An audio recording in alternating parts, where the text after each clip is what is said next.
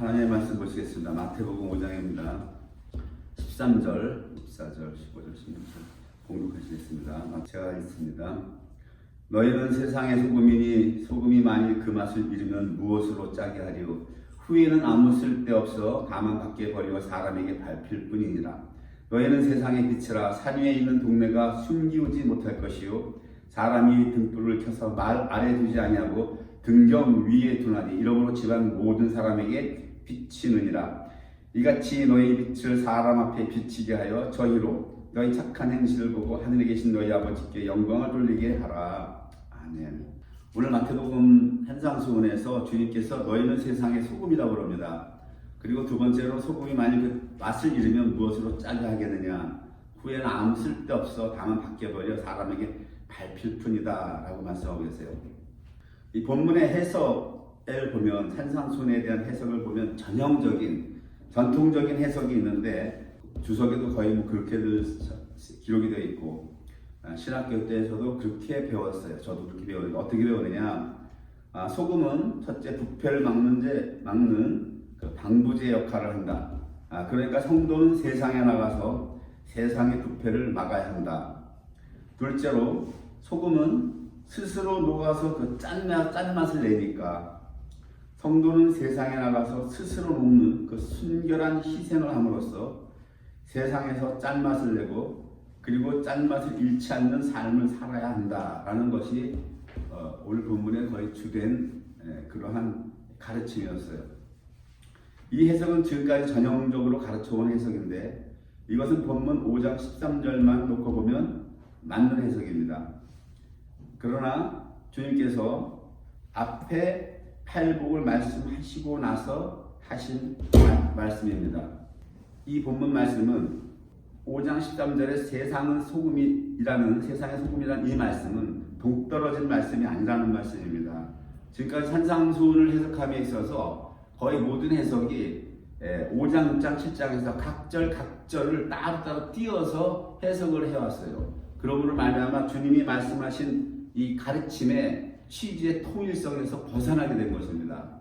산상수훈의 말씀이 주님이 말씀하시고자 하는 본 의도를 벗어나서 그 주님이 말씀하신 한 절 한 절이 무슨 뜻이 있는가 이것에만 집중해서 해석을 했기 때문에 산상수훈 전체가 도대체 무슨 말씀을 하시는 건지 이거를 알지 못했다라고 하는 얘기입니다.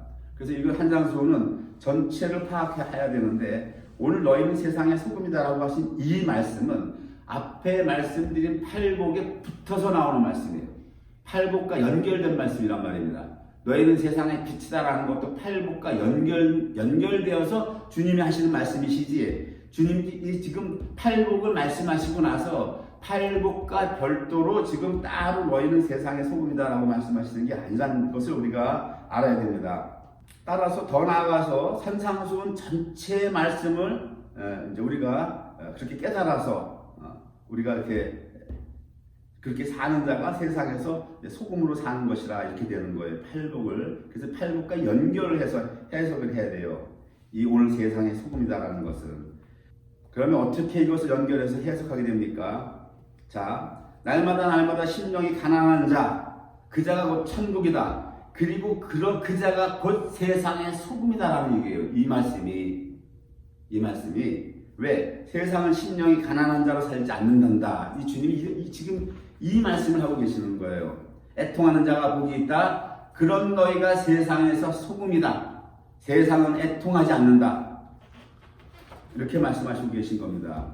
율법을 완벽하게 지켜서 하나님과 올바른 관계를 맺는 삶이 그 구약의 의인데 내 안에 죄의 법으로 말미암아 내가 율법을 전혀 지킬 수 없는 존재로 깨달았을 때 바울 사도처럼 오호라 나는 곤고한 자로다. 이 사망의 몸에서 누가 나를 건져내랴. 그 심령이 가난한 자리로 가는 삶은 세상은 살지 않습니다. 의가 왜 중요한가? 그 의가 없으면 내게 구원이 있을 수 없다라고 하는 것입니다. 구약에서는 율법을 완벽하게 지켜서 의를 내가 갖고 있지 못하면 구원이라는 게 나에게 있을 수 없다라고 하는 것입니다. 그래서 바울사도가 빌립보서 3장 6절에 뭐라고 그래요? 열심으로는 내가 교회를 핍박하고 율법의 의로는 흠이 없는 자로다라고 해요. 율법의 의. 그 체데크라고 하는 의라는 것이 그 사전적 용어를 보면은 율법 앞에 흠이 없는, 율법 앞에 무흠한, 흠이 없다, 무흠이다 같은 말이죠. 그 얘기예요. 율법 앞에 흠이 없다라고 하는 것은 무슨 얘기입니까? 율법을 철저하게 완벽하게 지켰을 때에만 율법 앞에 흠이 없다라고 하는 거예요. 무흠하다고 하는 거예요. 그것이 의라고 하는 것이에요. 그것을 내놓을 자가 있어요? 아무도 없다라고 하는 겁니다. 그러므로 말미암아 심령이 우리는 가난하게 될 수밖에 없고, 내가 도저히 율법을 지킬 수 없는 자. 로마서에서 바울사도가 뭐라 그럽니까? 율법으로 하나님 앞에 의롭다 하심을 얻을 육체가 없다고 되어 있어요. 율법으로는 단지 죄를 깨달은 일이라고 그랬잖아요. 그러므로 우리가 율법으로 하나님 앞에 의를 얻을 수 없기 때문에 나는 어떻게 됩니까? 구원을 얻을 수가 없다라고 하는 존재로 드러나는 거예요. 내가 구원을 얻을 수가 없는 존재라는 것을 드러나는 걸로 말미암아 내가 심령이 갈기갈기 찢어지는, 그리고 애통하는 삶을 살 수밖에 없다라는 걸 하는 것입니다. 세상은 그렇게 살지 않는다라고 하는, 주님이 뭐라 그럽니까? 그렇게 사는 너가 천국이고 그렇게 사는 너가 세상에서 소금이다라고 하는 거예요. 이렇듯이 세상에는 또한 온유한 자가 없다라고 하는 것입니다. 어떤 환경이 주어져도 이 주어진 환경이 하나님께서 내게 허락한 것이니까 아무런 저항하지 않고 기꺼이 받아들이면서 사는 그 온유한 너희가 세상에서 소금이다라고 하는 것입니다. 의기에 줄고 목마른 자는 세상에 없다라고 하는 것입니다. 내가 너희의 죄를 대속하고 속량하고 성령께서 너희 안에 내주하시는 것이 의이기 때문에 세상은 죄로 대속받지도 못했고 세상은 성령을 알지도 못하고 받지도 못한다고 요한복음에서 주님이 말씀하셨어요. 그러나 너희는 안다고 그랬죠. 너희 안에 계신 성령께 날마다 죽이고 목마른 그러한 자세로 살아가는 자가 복 있는 자고 그 자가 세상에서 소금이라고 하는 것입니다. 구약 백성은 그 의에 죽이고 목마른다는 것이 무슨 말입니까? 아직 메시아가 오시지 않았기 때문에 메시아를 기다려야 돼요. 메시아가 오셔야만 의를 주고 의를 주실 수 있기 때문에, 그래서 구약은 메시아가 오는 걸 기다리는 것이, 오시는 것 기다리는 그것이 의에 죽이고 목마른 삶이에요. 메시아가 오셔야만 우리의 죄를 대속하시고 메시아가 오셔야만 성령을 우리에게 넣어주시기 때문에 그것이 구약 선지서에 계속 주님이 약속 언약을 하고 계신단 말이에요. 메시아가 와야 너희 죄가 없어지고 메시아가 와야 성령을 너에게 넣어준다고 에스겔서와 예레미야서에 하나님이 언약을 하셨기 때문에 구약 백성들은 그 하나님의 언약을 붙잡고 메시아를 보내주셔서 우리에게 의를 주실 메시아를 보내달라고 날마다 줄이고 갈급한 삶을 사는 것이 구약 백성은 그 의에 줄이고 목마른 삶이고, 신약 백성은 뭡니까? 주님이 이것을 이미 성취해 주셨잖아요. 성취해 주셨기 때문에 우리 죄를 사하셨고 성령을 넣어주셨기 때문에 우리는 뭡니까? 날마다 보혈을 찬양하고 날마다 우리 안에 계신 성령님께 목마르고 갈증을 느끼고 배고픈 삶을 사는 것이 우리가 의에 줄이고 목마른 삶을 사는 자고 그 자가 곧 세상에서 소금이라고 하는 것입니다. 근데 구약 백성들이 어떻게 했어요? 의를 주시려고 왕이 오셨어요. 왕이 자기 백성에게 오셨는데 나중에 그들이 빌라도가 내가 바라바를 놔주랴, 너희 예수를 놔주라 할 때 뭐라 그럽니까? 바라바를 놔주소서. 그 예수를 어찌하랴? 그리스도를 내가 어찌하랴? 하니까 뭐라 그럽니까? 없이 하소서. 그러잖아요. 죽이라고 그러는 거예요. 의를 주러 오신 그 왕을 몰라보고 뭐라 그럽니까? 죽이라고 그러는 거예요. 대제사장들이 대답하되 요한복음 19장 15절에 뭐라 그럽니까? 가이사 외에는 우리에게 왕이 없나이다. 영어 성경에 이렇게 돼요. We have no king but Caesar. 가이사 외에는 we have no king. 그러니까 의를 주러 오신 왕을 부정한 거예요. 그 의를 주러 오신 왕에게 날마다 줄이고 목마른 삶을 산 것이 아니라 오히려 그 왕 자체를 대척하는 거예요. 필요 없다라고 한 겁니다. 그래서 이스라엘이 어떤 벌을 받았어요? 이스라엘이 1964년입니까? 68년입니까? 이스라엘이 다시 독립될 동안 2000년 동안 하나님이 나라 없이 뿔뿔이 흩어버렸어요. 그 죄의 벌을 받아서 메시아를 거절한 죄, 메시아를 거절한 성자를 거부한 죄값이 하나의 이스라엘 택한 국가가 2000년 동안 나라가 없이 뿔뿔이 흩어져서 사는 그 디아스포라라고 그러죠. 디아스포라의 삶을 살게 된 것입니다. 무서운 죄값을 받은 거예요. 죄값을. 세상은 긍휼히 여기지 않는다. 이제 긍휼히 여기는 너희는 긍휼히 여김을 받을 것이라는 것입니다. 그런 너희가 세상에서 소금이라는 얘기예요. 세상에 마음이 청결한 자가 없단다. 왜? 내가 새 언약을 이루어서 너희 안에 새 마음을, 새 영을 넣어주어야만 너희가 마음이 청결한 자가 되기 때문에, 그리고 너희 마음이 청결한 너희가 바로 세상의 소금이라고 하는 거예요. 세상에는 화평케 하는 자가 없다. 화평케 한 자는 오직 나 예수 그리스도 한 사람인데, 나를 증거하는 자가 세상을 화평케 하는 것인데, 오직 성령의 능력을 입어서 나를 증거하는 자가 화평케 하는 자이며 그 자가 세상에서 소금이라고 하는 것입니다. 의를 위하여 핍박받는 자, 곧 나를 위해서 핍박받는 자, 곧 너희 안에 계신 성령을 위하여 핍박받는 자가 곧 천국이고 그가 세상에서 소금이라고 하시는 말씀이에요. 본문은 동떨어진 본문이 아니라 5장 3절 심령이 가난한 자부터 주님이 말씀하신 이 말씀에 붙어서 나오는 말씀이란 말입니다. 근데 지금까지 산상수훈을 해석하는 데 있어서는 팔복과 떨어뜨려서 이거를 소금이라는 한 단어만 가지고 해석을 했어요. 그러니까 어떤 해석이 나옵니까? 엉뚱한 해석이 나오는 겁니다. 성도들아 세상을 나가라. 세상을 변화시켜라. 너희가 세상으로 짠맛을 내라. 세상의 부패를 방지시켜라. 여태까지 산상수훈의 해석이 천편일률적으로 이렇게 흘러나왔어요. 세상은 변하지 않습니다. 전혀 변하지 않습니다. 그리고 오늘 소금이라고 하는 이 주제, 주님이 소금이라는 단어를 피하셨잖아요. 소금이라고 하는 신약에서 산상수훈에서 이 하신 말씀은 이건 토라에 반드시 있습니다. 그래서 토라를 우리가 눈여겨봐야 돼요. 토라에 보면 소금이 언급이 있는데 여러 가지 언급이 있어요. 그 중에 중요한 언급만, 오늘 본문에 해당되는 언급만 하겠습니다. 첫째, 레위기 2장 13절에 보면 소재에 소금을 치라고 되어 있어요. 내 하나님의 언약의 소금을 내 소재에서 빼지 못할지니 네 모든 그 소재에 드리는 예물에 소금을 드릴지니라 라고 되어 있어요. 레위기에 5제사가 있죠. 번제, 소제, 화목제, 속건제, 속제제.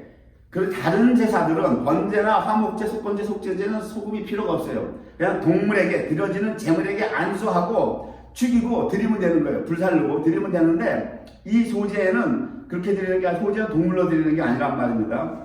그리고 소제는 반드시 소금을 치라고 하는 거예요. 그리고 소금도 어떤 소금이라고 그럽니까? 하나님의 언약의 소금이래요. 언약의 소금. 주님은 팔복에서 지금 이 소금을 말씀하시는 거예요. 소제라고 하는 제사가 갖고 있는 뜻이 무엇이냐면 성결한 생애를 내가 하나님 앞에 드리겠다라고 하는 거예요.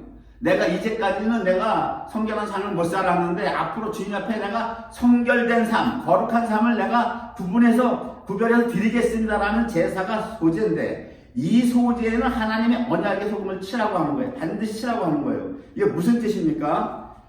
그리고 이 소재, 거룩한 삶, 성결한 삶이 지금 주님이 팔복에서 말씀을 풀어주고 있는 거예요. 구약에선 소재가 제물로 가지고라 그러죠. 그죠? 고운 가루와 기름과 유향감 이런 거 가져오라 그러잖아요. 소재에 대해서 구체적인 언급이 없어요. 소재가 어떤 거라고 하는 것은 언급이 없는데, 그것을 주님이 구약 내내 소재를 말씀하신 주님이 초림하셔서 소재가 이게 소재야라고 말씀하시는데, 그 소재가 팔복이라고 하는 거예요. 심령이 가난하고 8가지의 삶, 이 삶을 사는 것이 소재고, 이것이 무엇이다? 성결한 삶을 산다고 하는 것입니다. 그리고 이 소재의 삶은 반드시 하나님의 언약의 소금을 치라고 하는 것이죠. 언약의 소금을 왜 치라고 하는 것입니까? 이 성결의 삶, 팔복의 삶을 사는 것은 하나님의 백성들이 자신의 힘으로만은 살 수 없다라고 하는 거예요. 자신의 힘으로만 이것이 결심해서 된다는 게 아니에요. 이것은 하나님의 언약의 소금을 쳐야 된다라고 하는, 그 언약은 무엇입니까? 새 언약의 내용. 하나님이 우리에게 새 영을 넣어주시고 새 마음을 넣어주시고 하나님의 신, 하나님의 성령 루아를 우리에게 넣어주셔야만, 그래야만 너희가 성결의 삶을 살 수 있다라고 하는 거예요. 따 때문에 이 팔복의 삶은 우리가 결심한다고만 사라지는 것도 아니고 반드시 주님이 그렇게 새 언약을 이루어 주셔야만 된다라고 하는 것입니다. 스가랴 4장 6절에 만군의 여호와께서 말씀하시되 이는 힘으로 되지 아니면 능으로 되지 아니하고 오직 나의 신으로 된다라고 하는 것입니다. 성령이 없으면 되는 것이 아니에요. 그리고 그 뿌리인 성령을 넣어주셔야만 가능하지만 또한 우리가 순종하며 살아가려고 하는 순종하려고 하는 자세가 또한 없으면 이것도 안 되는 것입니다.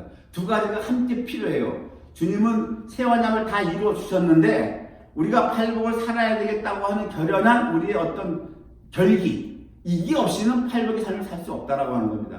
두 가지가 같이 필요해요. 근데 주님은 이미 새 언약을 이루어 주셨잖아요. 그 다음에 뭡니까? 우리 믿음의 결단이 필요한 거죠. 믿음의 결단이 있어야만 팔복의 삶을 사는 것입니다. 그리고 첫째, 우리가 무엇보다 알아야 될 것은 이 팔복의 삶은 주님께서 먼저 공생의 기간 내에 철저하게 이 삶을 사셨다는 것을 아셔야 돼요. 주님이 먼저 그 길을 가시지 않고 성도들에게, 양들에게 이 길을 가라고 절대 말씀하지 않으세요. 복음서 내내 보면 주님이 그 길을 가셨다고요. 가시고 양들에게 이 길을 따라오라고 하시는 거예요. 이게 예수 닮는다는 거면 예수 닮는다는 거지. 우리가 길을 가다 보면 예담교회라는 그 현판을 간혹 봐요. 예담교회, 예수 닮는다. 그러니까 예담이라고 하는 게 뭐예요? 오늘의 본문의 팔복을 살아가는 것이 예담이에요. 예수 닮는다는 것이. 다른 거 없어요. 갈라디아서에서 나오는 성령의 9가지 열매들이 있잖아요. 사랑, 희락, 화평, 오자양이죠. 오래참, 자비양선, 추mon절, 충성, 온유, 절제. 성령의 9가지 열매도 중요하지만 더욱더 중요한 것은 본문에 나오는 팔복이 가장 중요한 거라는 것을 우리가 알아야 됩니다. 그 다음에 소금 언약이 무엇입니까? 하나님이 소금 언약을 말씀하셨는데 첫 번째는 소재치라고 그러셨고, 역대하 13장 5절에 보면 이렇게 나와요. 이스라엘 하나님 여호와께서 소금 언약으로 이스라엘 나라를 영원히 다윗과 그 자손에게 주신 것을 너희가 알 것이 아니냐라고 기록되어 있어요. 하나님께서 이스라엘 나라를 영원히 다윗과 그 자손이 누구예요? 즉 육신으로 오신 아브라함과 다윗의 자손으로 오신 예수 그리스도께 주셨다라고 하는 거예요. 이스라엘 나라를. 근데 어떻게 주셨다? 그 내용이 소금 언약으로 주셨다는 거예요. 소금 언약으로. 그럼 소금 언약이라는 게 뭐냐고요? 소금 언약이라고 하는 것이 영원한 언약이라는 거예요. 영원한 언약. 하나님께서 그 영원이라고 하는 것을 우리에게 가르쳐 주시기 위해서 이 세상에 소금을 딱 만들어 주셨어요. 소금을. 이 세상에 있는 것들은 전부 다 뭘 상징하는 거예요? 예수 그리스도를 우리에게 깨달아 알게 하기 위해서 주님이 만드신 것들이에요. 전부 다 그렇습니다. 전부 다. 이 세상에 만든 것들은 하나님이 우리가 물 없이는 못 살잖아요. 물을 먹어야 되잖아요. 밥 먹고도 우리가 음식 섭취하고 물을 마셔야 되고, 갈증나도 물 먹어야 되고, 물로서 씻어야죠. 샤워도 해야 되고, 다 해야 되고. 왜 그렇습니까? 하샤마인, 하늘이 물이란 말이에요. 태초에 하나님이 천지를 하샤마인 그 하늘이 물이란 말이에요. 그 하늘에 물이 없이는 우리가 살아갈 수 없는 존재라는 것을 알기 위해서 우리를 지으셨을 때 이 땅에서 그냥 물 없이 못 살아가는 존재를 만들었어요. 깨달아 알으라고. 그래서 우리가 일상생활에서 물 없이 못 살잖아요. 이건 모형이란 말이에요. 모형. 본질을 깨달아 알으라고 하는 거예요. 하나님이 천지를 만드셨다. 천은 누구예요? 하샤마의 천은 남편 예수 그리스도란 말이에요. 지는 땅은 누구예요? 그 신부, 교회란 말이에요. 여자, 네케바란 말이에요. 여자는 남편의 물이 없으면, 하늘에 물이 없으면 못 살아가는 존재라고 하는 거예요. 그래서 이 영혼이라는 것도 가르쳐 주시기 위해서 하나님이 영혼을 우리에게 어떻게 피조물들에게 가르쳐 주실 것인가. 자, 하나님은 느헤미야서에 보면 9장에 이러죠. 하나님은 영원부터 영원까지 가시는 분이래요. 하나님은 죽음이 없어. 하나님은 어디에서부터 오신 분인지도 우리가 알 수가 없는 거예요. 영원에서 영원까지 간다는 거예요. 하나님은 나는 알파와 오메가라고 그러잖아요. 알파와 오메가라고 그래요. 그 영혼을 우리가 추상적인 개념으로 우리가 영혼을 막 생각하잖아요. 주님은 쉽게 우리에게 교육을 해요. 쉽게. 소금이라는 걸 딱 만들어 놓은 거예요. 그래서 뭐라고 그래요? 소금은 뭐예요? 수천 년이 지나도 그대로 있어요. 소금은 그 화학 성분이 안 변한단 말이에요. 쌀 같은 거는 2, 3년만 지나도 벌써 묵은 쌀이 되고 변하잖아요. 상해서 못 먹잖아요. 그래서 쌀은 보관하는데 보관비가 많이 든다 그러죠. 모든 것들은 다 하나님이 피조한 피조 세계에 모든 건 영원하지가 않다고. 그렇죠? 모든 건 영원한 게 없어요. 다 썩게 돼 있는 거예요. 다 부패하게 돼 있다고요. 소금만 그렇지가 않아요. 소금만. 하나님이 왜 그렇습니까? 화학 성분이 변하잖아요. 맛도 그대로 있어요. 소금. 그 짠맛을 잃지 않는다고요. 왜 그렇습니까? 내가 너희에게 맺은 언약은 이렇게 변하지 않는 영원한 언약이라는 것을 우리에게 깨달아 알으라고 소금을 주신 거예요. 소금을 만드시고, 그래서 내가 한 언약은 하나님이 영원한 언약이야 이렇게 말씀하지 하시고 소금 언약이야, 소금 언약이야 이런다. 소금 언약이야, 소금 언약이야. 그 소금을 깨달아 알으라고 한 얘기예요. 잘 보세요. 그래가지고 이 언약은 베리트예요, 베리트. 오람 베리트. 영원한 언약이라는 거예요. 소금 언약, 오람 베리트. 잘 보세요. 지금 뭐예요? 이스라엘 나라를 하나님이 소금 언약으로, 영원한 언약으로 다윗과 그 자손 예수 그리스도에게 주셨다라고 하는 게 무슨 뜻입니까? 패역하고 이스라엘 나라 역사서, 구약 토라의 역사서를 보면 패역하고 그 이스라엘의 역사 기간 내내 뭐 사사기고 열왕기고 할 거 없어요. 뭐 광야에서도 그랬고, 뭐 광야 이스라엘뿐만 아니라 뭐 역사 존재하는 내내 이스라엘이 패역하고 우상 숭배했고 하나님 외에 다른 신들을 뒀어요. 뭐 바알신, 바알신을 두고 간음했어요. 하나님 외에 다른 걸 두면 간음이라고 했잖아요. 간음했단 말이에요. 간음한 그 이스라엘을 하나님은 어떻게 해요? 영원히 소금 언약으로 예수 그리스도께 주셨다라고 하는 거예요. 그것도 어떻게 주셨다는 거예요? 소금 언약으로. 소금은 영원히 안 바뀐다, 변하지 않는다는 거예요. 내가 너희가 그렇게 간음을 했어도 내가 너희를 버리지 않고, 내가 너희를 심판하지 않고 지옥불에 쳐넣지 않고 내가 어떻게 했다는 거예요? 예수 그리스도께 주셨다라고 되어 있는 거예요. 이것을 주님이 뭘 약속을 해요? 어떻게 약속해요? 소금 언약으로 약속하시는 거예요. 소금. 다시 변하지 않는다라고 하는 거예요.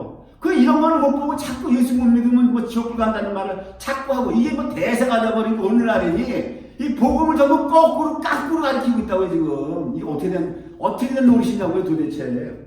이게 복음대로 전파가, 당에서 선포가 안 되고, 아니, 청개구리, 전부 다 까꾸로 가. 요즘 예수상 놈들도 다 지옥불 가. 언제 하나님이 지옥불 간다고 그랬어요?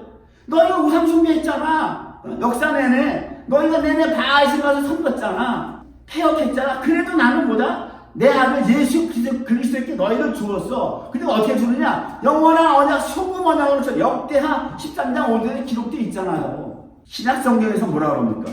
그래서 9장 16절에 유언은 유언한 자가 죽어야 되나니, 17절 유언은 그 사람이 죽은 후에야 견고한 즉 유언한 자가 살았을 때는 언제든지 효력이 없는지라고 되어 있어요. 이 유언을 누가 했어요? 자, 구약 신약이라고 그러죠.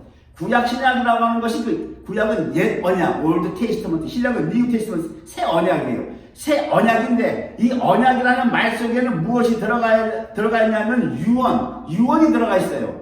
이 히브리 언어예요. 유언. 그래서 히브리서에서 유언은 유언한 자가 죽어야 된다라고 하는 말은 구약이나 신약이나 약속을 했는데 누가 약속을 했어요? 약속하신 분이 누구예요? 사람이에요, 하나님이에요. 하나님이 약속하셨잖아요. 유언은 유언한 자가 죽어야 된다는 것은 하나님이 죽어야 된다는 거예요. 하나님에게 죽음이 있어요, 없어요? 하나님은 죽을 수가 없잖아. 하나님 자체 죽음이 있을 수가 없잖아요. 하나님이 육으로 오셨잖아요.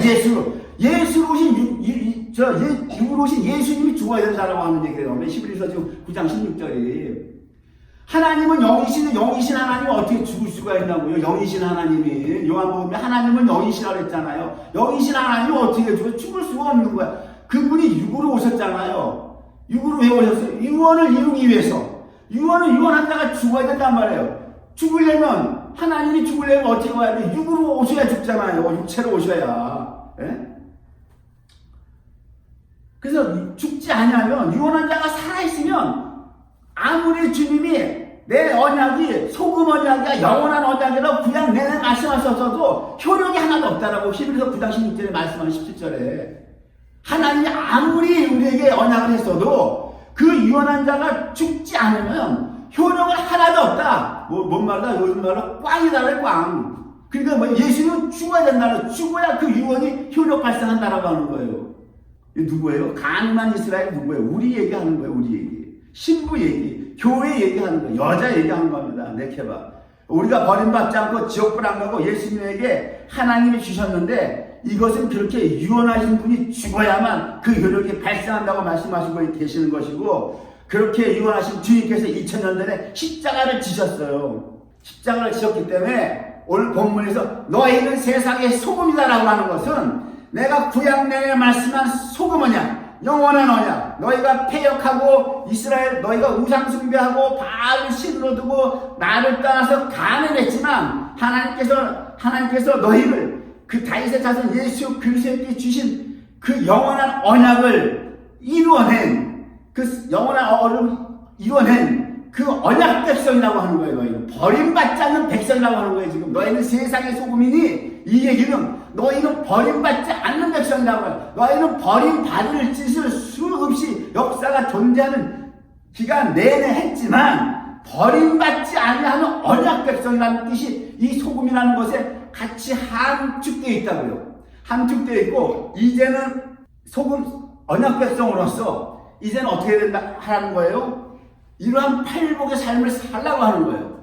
내가 언약을 이름으로 말미암아 너희 죄를 다 깨끗이 용서해주고 사했고 이제는 무엇입니까? 그 팔복의 삶을 살아갈 수 있는 힘, 파워, 그 성령을 너희 안에 불어넣어줬다라고 하는 거예요. 살아가라고 하는 것입니다. 이것이 팔복과 붙어있는 거예요. 이걸 띄어서 해석을 하면 이게 엉뚱한 해석이 되는 거라고요. 그래서 주님은 마태복음 5장 13절에 간단하게 줄여서 너희는 세상의 소금이라고 말씀하셨는데 이 세상의 소금이라고 하는 이 한 절이 이렇게 구약의 역사서를 다 봐야만 이 해석이 가능한 거예요. 그리고 그 주님이 하신 말씀은 뭐예요? 세상 나가서 희생의 삶을 살라고 하는 거 아닙니다. 예수 그리스도께서 말씀하시는 본문의 취지는 앞서 말씀하신 팔복을 더욱 지금 우리에게 명령하고 계신 거라고요. 믿음으로 세상 변화라고 하는 거 아니에요. 이런 것은 주님의 말씀의 의도를 전혀 왜곡시키는 거예요. 지금 팔복을 주님이 지금 산상수를 왜 팔복을 먼저 선포하고 나오시는지 이 팔복이 기초가 안 닦여져 있으면 그 후에 나오는 5장 6장 이 말씀 우리 속에 지켜질 수가 없는 거란 말이에요. 산상수훈이 5장 6장 7장으로 이루어져 있는데 팔복의 기초 토대가 안 이루어진 자가 즉 초등학교를 안 나온 아이가 중학교 고등학교 가서 학습이 되겠습니까? 여러분? 예? 초등학교 안 나온 애가 중학교 고등학교 학습을 하고 대학교 가서 배울 수 있겠느냐고요. 팔복은 기초란 말이에요. 기초. 집을 지어가는 건물. 이게 안 됐는데 5장, 6장, 7장 이게 되겠느냐고요. 천만의 말씀이죠. 그래서 주님이 이 말씀을 하시는 거예요. 세상은 안 변합니다. 성도가 아무리 세상 나가서 희생하고 섬긴다 해도 세상은 변하잖아요. 세상은 그냥 여전히 세상으로 존재해요. 세상은 사단 마귀가 권세 잡고 있는 곳이에요. 세상의 영역은 사단 마귀에게 속한 것이에요. 예수님이 십자가의 완성 구속사역 완성 이후로 세상의 모든 권세와 능력이 주님께로 돌아왔어요. 리턴에서 주님께로 왔지만 여전히 세상에서는 마귀가 강하게 그 세력을 떨치고 있다고요. 구약에 보면 다니엘서에서 바벨론 왕 느부갓네살이 꾼 꿈이 있죠. 그 바벨론을 그 꿈에서 바벨론을 뭘로 보여줘요? 사자로 보여주잖아요. 사자로. 페르시아 제국을 뭘로 보여줘요? 곰으로 보여주고 있죠. 그리스 제국을 표범으로 보여주고 있고 로마 제국을 어떻게 보여주고 있어요? 무섭고 놀라운 극히 강한 짐승으로 보여주고 있죠. 그래서 짐승들로 보여주고 있어서 이 꿈을 아무도 못 푸는데 오직 다니엘만이 풀고 있잖아요. 하나님이 각 국가들을 왜 이렇게 사자와 곰과 표범과 극히 강한 짐승으로 꿈으로 보여줍니까? 이 세상 나라는 이렇게 강한 사탄에게 잡혀있는 나라라고 하는 걸 보여주는 거예요. 사탄에게 잡혀있는 나라를 믿는 그리스도의 성도들이 나가서 변화시키라고요? 그거 택도 없는 소리예요. 도저히 불가능한 얘기입니다. 어떤 목사님 간증 못 들어보셨어요? 세상 나가서 실컷 섬겼는데 결과는 뭐예요? 섬겼는데 그들에게 멱살 잡혔다는 거예요. 오해받고. 변화가 돼요? 무슨 세상이 변화가 되냐? 죽어라 섬겼는데 그 결과는 오해받고 섬겼던 그들에게 거꾸로 멱살 잡혔다는 거야. 욕이라는 거 먹어가면서. 그거 왜 그럽니까? 산상수를 잘못해서 해석하니까 그런 행동이 나오는 거예요. 그런 행동이 나온다고요. 변하는 건 세상이 아니라 누가 변합니까? 하나님의 백성들만 변하는 거예요. 주님의 새 언약의 결과로서 성령이 내 안에 들어오면 세상이 변하는 게 아니라 하나님의 백성들만 변해요. 왜 그런지 아니까 하나님께서 그렇게 말씀으로 정하셨잖아요. 어떻게 정하셨어요? 네 모든 소재물에 소금을 쳐라. 이 소재, 네가 거룩한 삶을 살려고 결단했으면 소금을 치라고 하는 거예요. 이게 무슨 말입니까? 성결한 삶을 하나님께 드리겠다고 하는 자는 성결한 삶 네 힘으로 불가능하다. 그러니까 그 삶을 사신 남편 예수 그리스도의 언약이 성취되어야만 비로소 너희가 그런 삶을 살 수 있다. 그 소금을 내내 치라는 거예요. 이제 주님이 오셔서 그 성취해 주셨잖아요. 성취해 주셨어요. 성령을 넣어 주셨다고요. 그리고 뭐라고 그래요? 우리에게 너희가 세상의 소금이다라고 하는 거예요. 언약 백성이란다. 이제 앞서서 팔복의 삶을 살라고 하는 거예요. 그러면서 주님이 이 산상수훈의 5장, 6장, 7장을 쭉 말씀하시고 나서 마지막 산상수훈을 어떻게 끝을 내요? 끝이 어떻게 맺냐고요? 7장 24절에 이렇게 얘기해요. 그러므로 나의 이 말을 듣고, 이 말을 들었다고 하는 건 5장, 6장, 7장의 산상수훈의 모든 말씀을 다 듣고 행하는 자는 그 집을 반석 위에 지은 지혜로운 사람 같으니 비가 내리고 창수가 나고 바람이 불어 그 집에 부딪히되 무너지지 아니하나니 이는 그 주초가 기초란 말입니다. 반석 위에 세운 연고요. 반석이 누굽니까? 예수 그리스도라고 하는 거예요. 7장 26절 나의 이 말을 듣고 행치 아니하는 자는 그 집을 모래 위에 지은 어리석은 사람 같으니 비가 내리고 창수가 나고 바람이 불어 그 집에 부딪히되 무너져 그 무너짐이 심하니라. 이렇게 결론 내리고 있어요. 무슨 말씀이십니까? 주 예수께서 새 언약을 다 이루어 주셨지만 거기에 순종하느냐 불순종하느냐의 선택은 나에게 있다는 것입니다. 자유의지를 주셨기에 주님께서 강제적으로 우리에게 어떤 힘을 사용하시지는 않습니다. 그러나 그렇다고 택한 자들이 그러한 삶을 살지 않을 때 방치하거나 방하시지도 않는다고 하세요. 왜 그러시냐면 불순종할 때는 히브리서 12장에 반드시 하나님의 징계가 매가 있다고 했기 때문에 그렇습니다. 우리가 산상수훈의 이 말씀을 살지 않으면 주님께서는 첫째로 우리의 의지를 존중하세요. 존중하시고 지켜보십니다. 지켜보시지만 우리가 영적으로 성숙했음에도 불구하고 이 삶을 살지 않을 때는 주님의 징계가 있다고 하는 것입니다. 우리가 영적으로 어릴 때는 주님이 방치해 주세요. 방치해 주시고 자유의지를 존중하십니다. 그러나 우리가 영적으로 성숙해서 이러한 말씀들을 다 깨달아 알고 있음에도 불구하고 실행하지 않는다면, 그래서 주님이 산상수훈의 결론이 뭡니까? 내 안에 이 모든 말을 듣고 행치 아니하는 자는 이렇게 돼, 행하지 않는 자는이라고 되어 있잖아요. 행하는 자는. 현대 교회는 어때요? 우리는 뭐 행함만 나오면 다 율법이야 하고 전부 다 기절을 하려고 그래요. 행함만 얘기하면 율법이냐? 율법으로 우리 앞에 보면 참으로 가난한 해석입니다. 참으로 가난하고 초라한 해석이에요. 주님은 산상수훈 말씀하신 마지막 결론을 행하는 자와 행하지 않는 자로 구분하고 있잖아요. 왜 이런 걸 못 보느냐고요.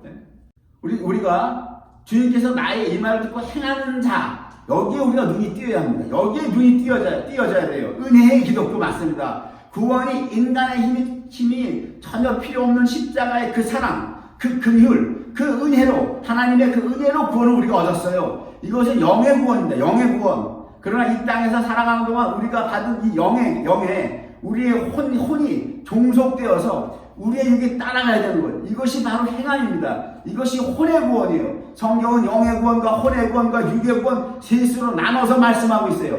영의 구원은 이미 우리가 얻은 구원이란 말이에요.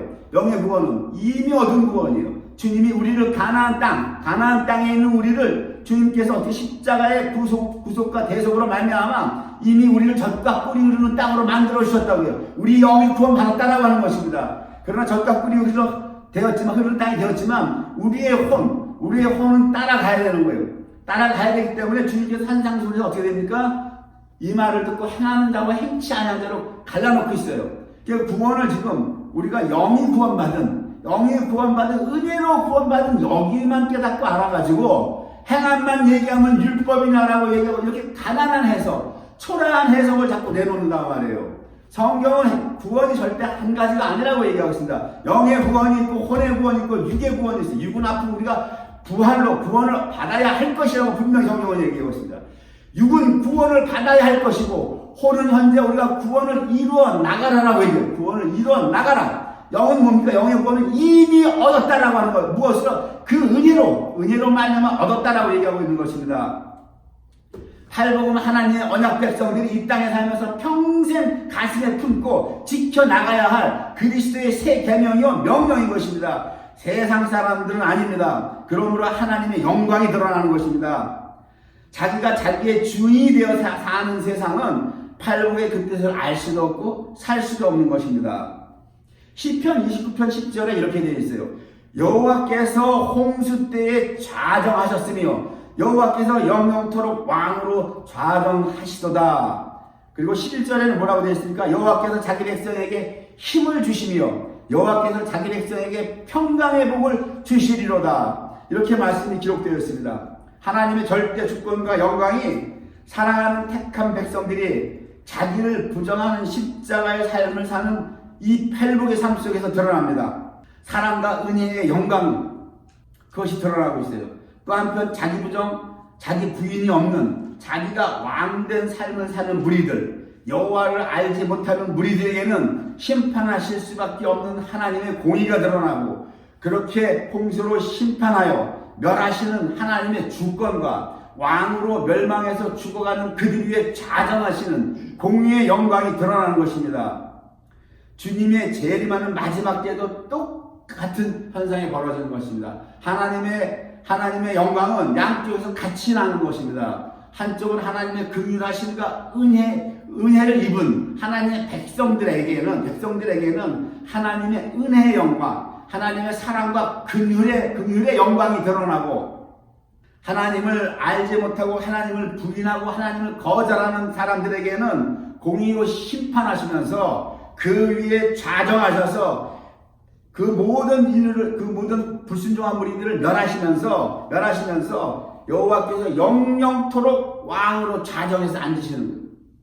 하나님의 영광은 심판으로 멸하는 거기에서도 영광이 드러나고, 공의의 영광이 드러나고, 멸망받지 아니하고 건진받는 무리들에게도 은혜의 영광, 사랑의 영광, 긍휼의 영광이 드러나는 것이고, 양쪽의 영광이 같이 드러나는 거예요. 심판의 영광에. 그래서 하나님의 여기서는 주권과 영광이 다 드러나는 것입니다. 하나님의 사랑, 은혜를 받은 자들에게는 사랑이죠. 이것이 마지막 날 주님 재림하시는 마지막 때도 똑같이 이렇게 된다고 성경은 기록하고 되어 있어요.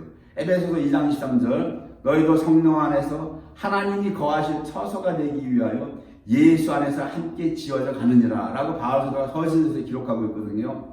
우리가 팔복의 삶을 살 때에 주님이 성령을 넣어주셨지만 성령 안에서 하나님이 거하시는 처소가 되는 겁니다. 팔복의 삶을 살 때에 하나님이 거하시는 처소가 되기 위해서 우리가 예수 안에서 오늘도 함께 지어져 가는 겁니다. 그래서 이것이 성전이 지어져 가는 거예요. 기도하시겠습니다.